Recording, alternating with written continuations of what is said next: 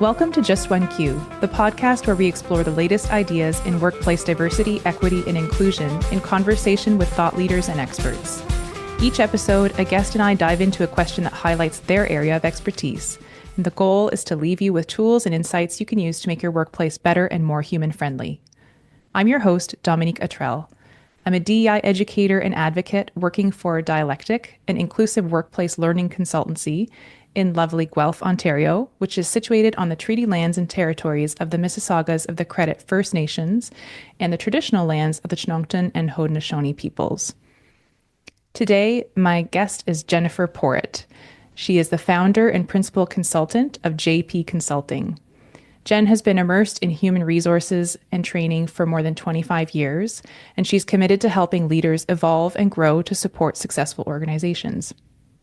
She holds a master's certificate in organizational development and change from the Schulich School of Business and professional designations in both human resources from CHRL and training and development, the CTDP. She also holds coaching certifications from Brene Brown's Dare to Lead, Team Coaching International, EQ in Action, Everything Disc Workplace, Crucial Conversations, and 5 Behaviors of Team Development.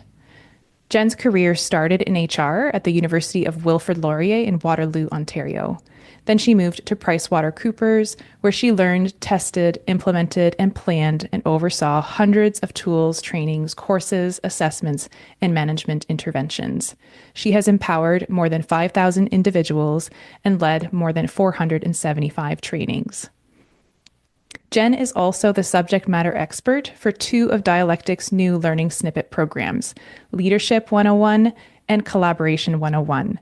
These are scenario-based microlearning programs that are designed to equip leaders and team members with proven tools and strategies. Jenn, welcome to the show. Thanks very much for having me. It's always a pleasure to have you on. And I'm very excited because on today's episode, Jenn will be sharing some of the insights from the Collaboration 101 course that we have co-developed together. And the main question that will guide us is, what are the core habits of highly collaborative teams? So before we start, Jenn, I wonder if you can tell us about the shift that has happened in workplaces over the past couple of decades.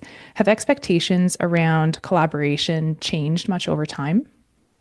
Yeah, they have changed quite significantly. I would say from the start of my career in HR and learning and development, I've seen models where organizations that tended to be more hierarchical in nature have really shifted to more flatter, more fluid models of operation. And that's included how they've established, a lot of them have established open workplaces to encourage greater collaboration between individuals and teams. There's also a lot more progressive organizational cultures that place a greater emphasis on trust and establishing a shared vision, purpose, and mutual respect. And we see this shift coming from, I would say, it's more generational in nature, with younger generations having bigger expectations that they be consulted and involved in the day-to-day work. And of course, since COVID, we've seen an increase in the number of teams engaging in hybrid work, which has challenged our traditional methods of collaboration, especially when you've got some people working from home full-time, others perhaps in the office, or a blend of both. It can really take a lot of increased time and focus to really collaborate effectively. And in the same vein, the rise of digital collaboration tools means that collaboration can be really an all-day task rather than something that's just confined to meetings or gatherings. Yes, it's the bane of every introvert's existence, this all-day collaboration that has taken over our workplaces. But I completely agree with you. I see, collaboration as such a rapidly evolving set of demands. And there are definitely cultural norms influencing that. And tech has a huge hand in driving that change as well. So for example, my team uses Slack to communicate throughout the day. And it's actually the features and capabilities of Slack that shape what good collaboration looks like. So it has its own etiquette, its own set of rules, and what we would expect from an in-person collaboration is very different from what we expect on Slack. So I'd love to talk about tech a little bit. Let's say I'm starting a new collaborative project with team members. What is it that I should really be considering about tech, or what conversations should we be having about it? Yeah, it's a great question. And I think the first step really is to take the time to set up your environment and consider what tech needs your team really has. This means coming at it from a what do we need it to do for us versus, which is the best looking or which has the most bells and whistles. It's pretty easy to fall into that trap. So being really clear about what it is you want to use it for and how the team is going to engage with it. And this really should be a consultative process, not a top-down decision. I mean, if you're going to collaborate, a best way to lead is to start by asking people and getting their input into the process, because not everyone is going to have the same needs. And so in big teams, that could look like something like a survey, or smaller teams, people could, be invited to convey their thoughts privately or in an email or in the open if they're comfortable. But a very important consideration when you're choosing tech for collaboration is accessibility, because you want to make sure it has features that make them usable to everybody. So captions, transcripts, text to speech, speech to text, things like different types of inputs, keyboard navigation, instead of relying on mouse clicks, and visual aspects like color contrast and zoom. Those are all really important factors that you want to make sure allow your technology to be accessible to everybody. Yeah, absolutely. That makes a ton of sense. What should we do if a team member has different needs or preferences and it is hard to pick a tool that suits everyone? I can just imagine a situation where somebody's needs is starting to guide a choice toward a certain direction, but other people have a different preference. Yeah, I think it really, the answer to that question, like a lot of things, is to give people as much choice as you can. So you might need to offer a choice to get the most collaboration from everybody on your team. So, for example, in a team meeting, you might have somebody who might prefer to share verbally, someone else might prefer to share in written comments. And it's important to talk about how these inputs will be integrated so that every contributor will feel heard. And I'd say also blending your approach can be really useful, perhaps using tech for more everyday Q&A type collaboration opportunities and save the bigger topics or maybe the more emotionally invested topics for in-person conversations. Yeah, that's a great tip. I like that a lot. And this idea of choice being such an important driver. And I agree. And I've done a lot of facilitation work as well. And I feel like that's something that carries over into even the in-person, is having options and then really being careful to communicate how those options are going to factor in, so that if you're using something like written inputs when other people are talking, you can rest assured that your inputs are going to at some point be surfaced and actually influence the process, that you're not just, being asked to input something just as a sort of aside, that it is a central contribution and that it's as valued as somebody who will be standing and speaking in front of everybody else. Yeah, I totally agree with that. I mean, I've seen examples where people have engaged others in a hybrid meeting, and the hybrid means there's a couple of people joining on a conference phone in the middle of a room, and everyone in the room is sitting and talking and having good dialogue about the meeting topic, and the people on the other end of the phone are just waiting for an opportunity to jump in. So it really, really, I'd say, puts a lot of emphasis on whoever's leading the meeting or leading the discussion to really ensure it's inclusive and to provide those meaningful places for people, if it's on the end of a conference phone, to ensure that their voice is heard as well. Yeah, what a great example.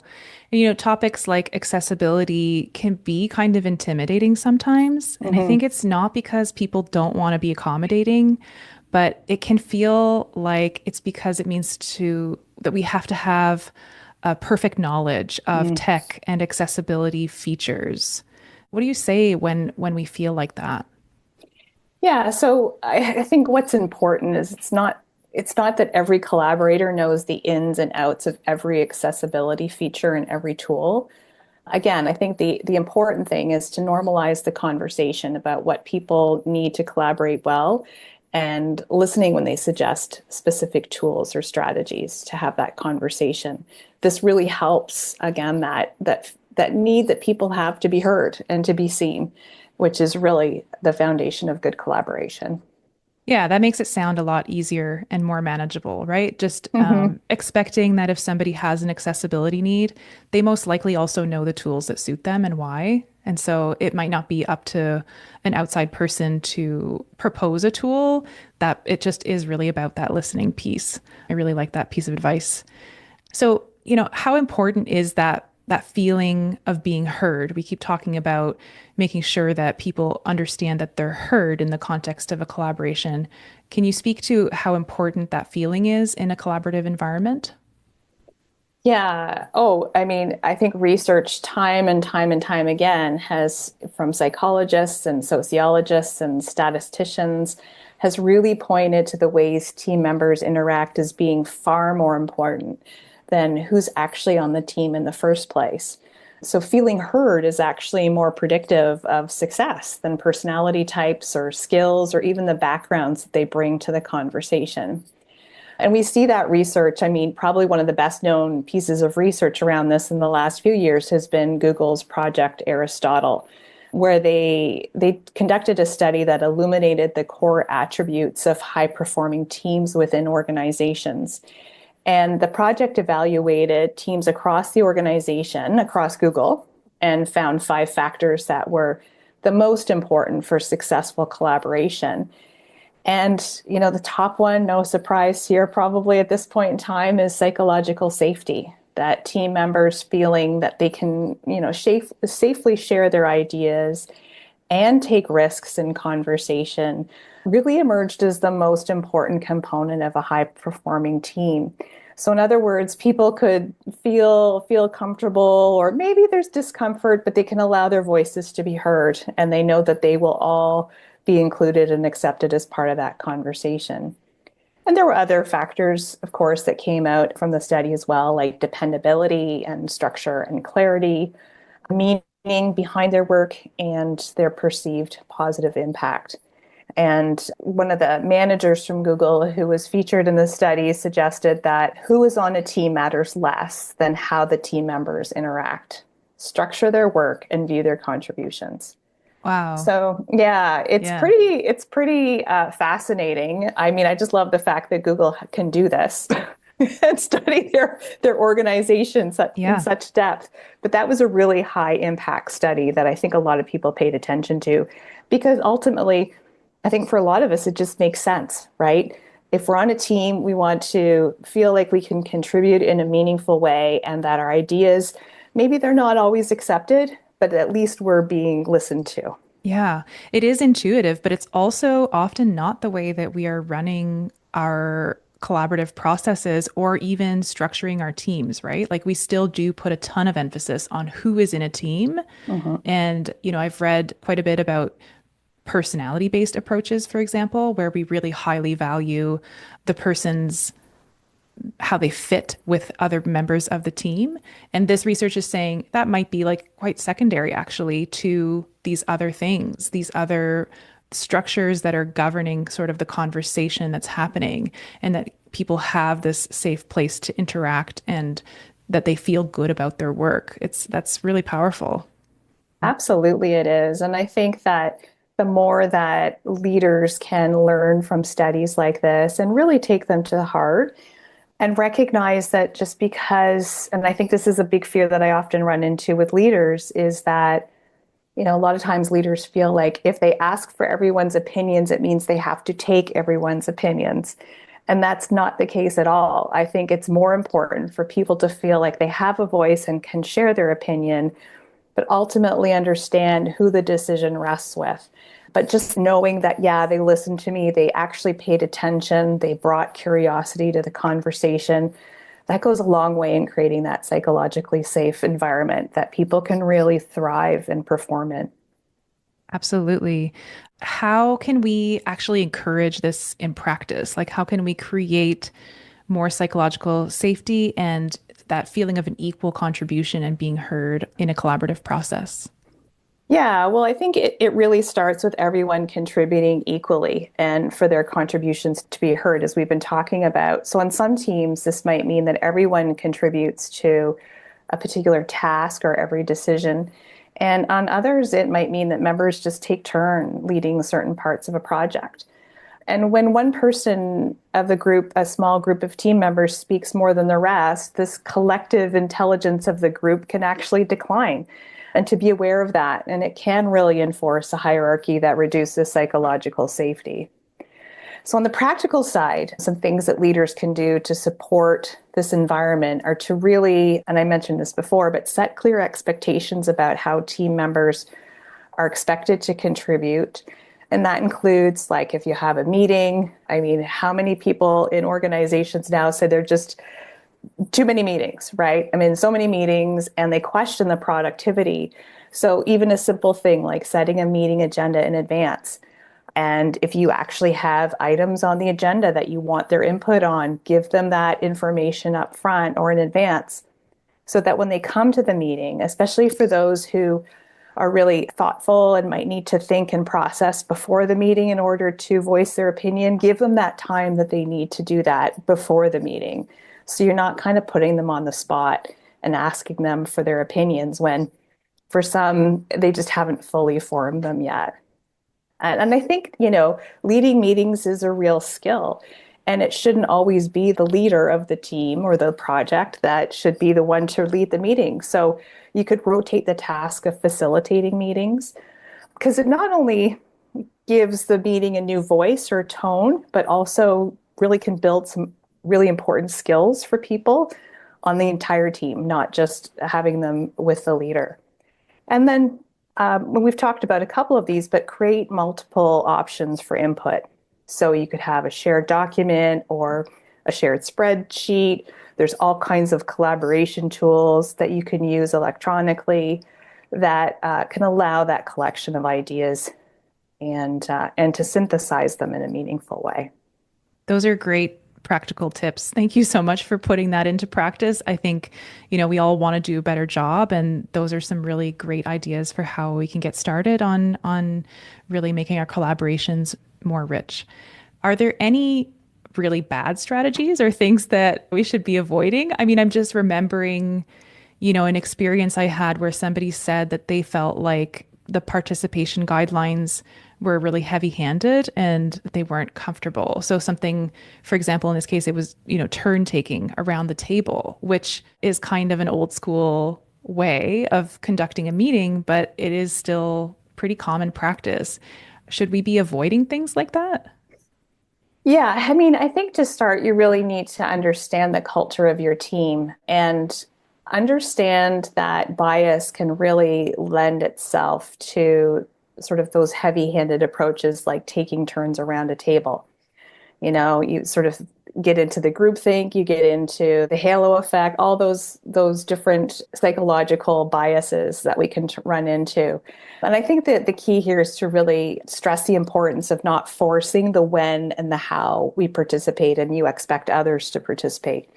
Sometimes people will listen or they might not feel like they have anything to contribute to a particular point. So don't force it. Just create the space. I always like to say, the role of someone who's leading a meeting is to create the space, to create the container for the conversation, and to encourage as many voices as you can, different ways that you can, but not to force people into that. Yeah. Team members really have to understand when they have that personal responsibility to sign off on whatever the group decides or they produce. It's important because something called risky shift can happen or can affect collaborative processes. And everyone thinks that someone else knows better and has got it under control. How many times have we all sat in meetings where we come to some decisions and no one actually takes accountability for putting that decision into action? We all think somebody else is responsible for it.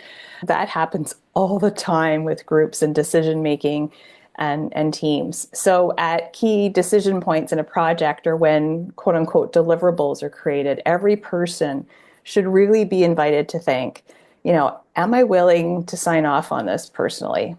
If my name was the only one attached to it, can I speak to this deliverable and stand behind it? And everyone should take responsibility for that, not just the person who it's quote unquote assigned to. And so by doing this, you're creating opportunities for people to expose flaws or challenges, avoids that risky shift, and really strengthens the team's work and their cohesiveness behind it. That's awesome. Yeah. I mean, risky shift is a cool concept. It sounds very similar to groupthink, Mm-hmm. which is another one I've heard. Can you describe what groupthink is and how we can avoid that one? Yeah, groupthink is very common. It happens a lot of times. And this is when collaborative teams prioritize harmony and consensus over critical evaluation. And this can really lead teams to ignore alternative decisions or solutions. They could overlook potential risks or even make poor decisions as a result. So, in order to avoid it, it's important to create an environment. Again, we've talked about this where diverse opinions are encouraged and valued. So, for example, you could ask group members to write down their thoughts and opinions before revealing them to others, or you can invite people from outside the group to evaluate your process or the decisions or the work of the group. And another one I love is you can ask team members to adopt different lenses to critique aspects of a project. Dr. Dawina Markova, for example, recommends an analytic lens, an innovative lens, procedural, and relational lens. So, in other words, you're just asking people on the team or outside the team to pick up these different lenses and scrutinize things through that lens.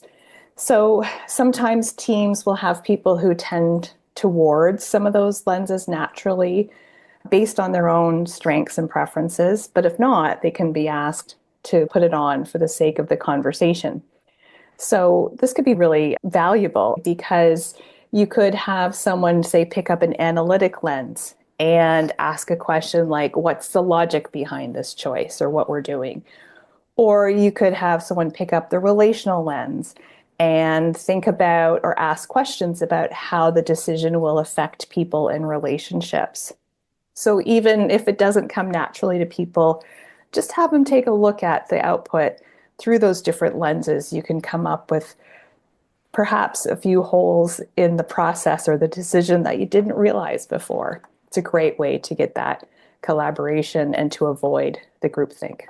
That's really great advice. I want to talk about disagreement or conflict. I mean, in your previous answer, what you were talking about is almost inviting a little bit of conflict or a different perspective. But sometimes this does happen organically and it can be in ways that are tough to manage when we're not just putting on a lens, but it's our actual perspective and it conflicts with somebody else's. I guess that's just an inevitable part of collaboration. But what strategies are most effective in helping us and helping colleagues get through those tough times of friction? Yeah, it's a great question because you're right. I mean, not every idea or lens that someone picks up might be acceptable or agreeable to others. So I think, some key things to think about when you're moving through a disagreement. First off is just don't repeat your position over and over and over. I mean, how many times does that maybe happen where someone just keeps saying the same thing, just trying different ways of saying the same thing in order to try and convince others? So instead, you might want to take a pause and use an I statement to share your interests, your concerned, or your concerns, I should say. So it could sound like something like, I'm most concerned about, or what I'm mostly interested in is, or I just like to make sure that our approach is dot, dot, dot. Hmm. So, really, to be open to suggestions that actually meet your interests or concerns, but to use the I statement really positions it like you're not accusing others of something. And that will happen if you use the you. So, keeping the I is important. And avoid making conflicts personal, which I know can be really hard, especially in close teams. But it's best if the ideas are held loosely and seen as belonging to the group as opposed to an individual. So really just reinforcing if you're having, say, a collaborative session, a brainstorming session, is to really position it to say, we're just looking for ideas. We're not looking for ownership. We're not looking for the best. We're just looking to generate ideas here. So trying to keep it a little bit more like, here's the problem, we're putting it in front of us as opposed to owning it. And on that vein, brainstorming sessions can actually really help people to generate ideas, as many ideas as possible without that personalization. Another fun thing to do is you could rank or evaluate ideas. So talk about your ideas and evaluate them without referring them to, well, that was Dom's idea or that was Jen's idea. So taking the personalization out of it. And you can do this anonymously, either in person or virtually, just to keep the inevitable biases out of that process. And there's also something you could do called giving ideas away. So once the ideas are generated, allow other team members to develop them or to identify next steps. Again, so it doesn't matter who had the idea first. Yeah, those are really cool strategies. I like the idea of giving an idea away. And I guess it's just a way of making sure that you're passing that baton and that at the end of a project, everybody's input is in it, right? Just by virtue of that sharing. So I guess those are great ways also to not only to manage the conflict, but then to also avoid things like risky shift and groupthink that we talked about. So really, really great strategies there. Collaboration obviously, comes easier to some people than to others, or it certainly seems that way to me. What are some things that everybody can do to build or to perfect their collaboration skills as part of professional development? Yeah, so that's a great question. And I think first and foremost is all around learning the skill of both asking for and receiving constructive feedback. And I really emphasize the receiving. There's a lot of talk in organizations about giving people tools and frameworks to provide feedback, but we don't often have that conversation about how do we receive it as well in a constructive way. And that lack or that inability to give honest, clear, and kind feedback is really could be the linchpin in doing great collaborative work together. But it does take collective commitment and practice, but over time can be a real differentiator between good and great outcomes on a team. And I'd say the first step in the journey is sort of once you, and maybe this is how you could start it, is just to get in the habit of doing like a post-project review to see, what could have been done better or what could we have done differently in this project. And then tie that to collaboration by asking what collaborative processes could have helped or made this project go from good to great. And also practicing some of those core skills like communication, psychological safety, conflict, and building inclusive practices can certainly increase everybody's ability to be an effective collaborator. That's so great. I really like this idea so much of post-project reviews and then flipping it to be not only like how it could have been better, but specifically about collaboration and about those collaborative practices. So bringing that conversation in to see if we can tie some of our deficiencies or things that went off the rails to the types of collaboration that we were doing so we can perfect that as a team. What a great idea. Jenn, are there any helpful resources that you'd point to on the topic of collaboration? Yeah, so I was thinking about this. I mean, if you go on and like our favorite Google search, right? You can Google search all kinds of tools and techniques that are effective for collaboration. But there's a few books. I'm a big believer in books and sort of laying a really important foundation for these conversations. And so if that's of interest to you, there's a few books that I wanted to call out.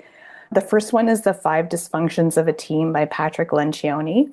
And this book, which is written as a parable, he describes the key elements that create a highly successful team, one of which is described as constructive conflict. And it's really all about collaborating in a meaningful and trust-based way.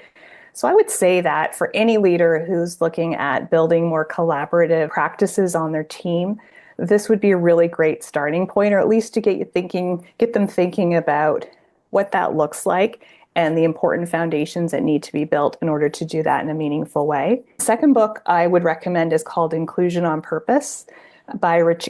I'm going to maybe not pronounce his name correctly, but I'll give it my best shot.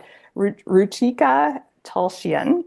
And this book gives really practical insights and more depth around some of the ideas we talked about today, including how effective feedback drives inclusion and how psychological safety powers innovation and growth on a team. And finally, if you're looking for more kind of collaborative processes and easy exercises to do with a team. One resource I've used a lot around group decision making is called More Than 50 Ways to Build Team Consensus by Bruce Williams. And this book is jam-packed with participative processes that tap into the energy and individuality of everyone on your teams. Those sound like some great reads. I'm aware of only the first one, so I have some reading to do, Jenn. That's great. Jenn, I want to thank you so much for your presence on the podcast today and for giving us so much to think about when it comes to collaboration. This episode has been just really chock full of practical strategies, which I just really love, and I think our listeners will really appreciate. So thank you so much for that. Yeah, you're most welcome. My pleasure. And I will be dropping links to Jenn's website and socials in the show notes. So please be sure to check her out and all of her amazing work. And as always, I welcome any of our listeners to reach out to me if you'd like to be a featured guest on this podcast or if you'd like to nominate someone. My email is in the show notes too. And if you like what you're hearing, please leave us a rating and a review or share this episode to your own socials. It truly does help get the podcast into more ears. I'm Dominique. Thanks so much for listening, and see you next time on Just One Q.